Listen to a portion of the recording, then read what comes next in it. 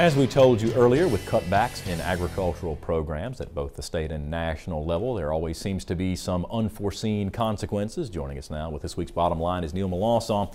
And Neil, we have been talking about this all year, how everything seems to affect the prices we are paying at the grocery store.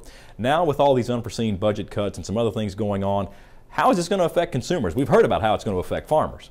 Well, Mike, it is going to affect us at the grocery store, and the key is, though, eventually. We all know that food prices are going up, and part of that is due to supply, especially for beef and other meats. However, a big part of the jump in food prices is not the supply itself, but the supply chain. There's starvation issues in East Africa right now, for example, but that isn't due to a lack of food in the world, but rather a lack of food getting to that part of the world. The supply chain involves everything from growing the food to the availability of seed, to fuel prices for getting the food out of the field and into the stores.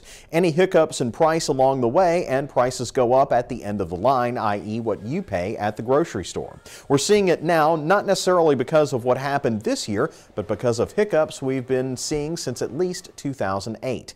Now, how does this relate to cuts in ag programs? Well, it works in a similar fashion. The immediate effect of budget cuts at LSU or to federal farm programs is not much at the grocery store immediately, but our entire food supply system is based on years and years of research to grow more food from the same land and to help farmers with a safety net when times are bad.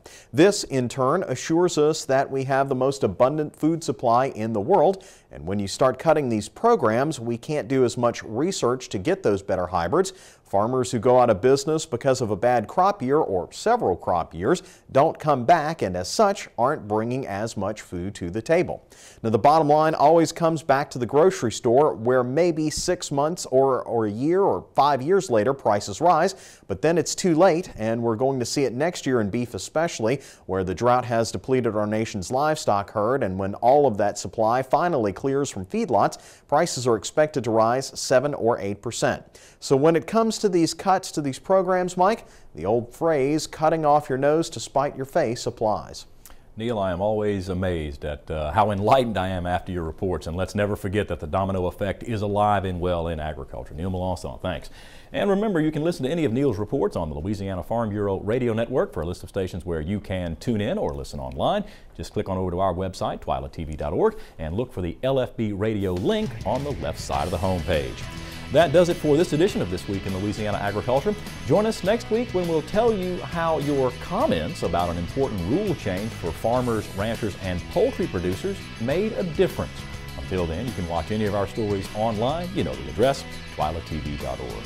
For all of us here at This Week in Louisiana Agriculture, I'm Michael Dana. Thanks for joining us, everybody. We'll see you again right here.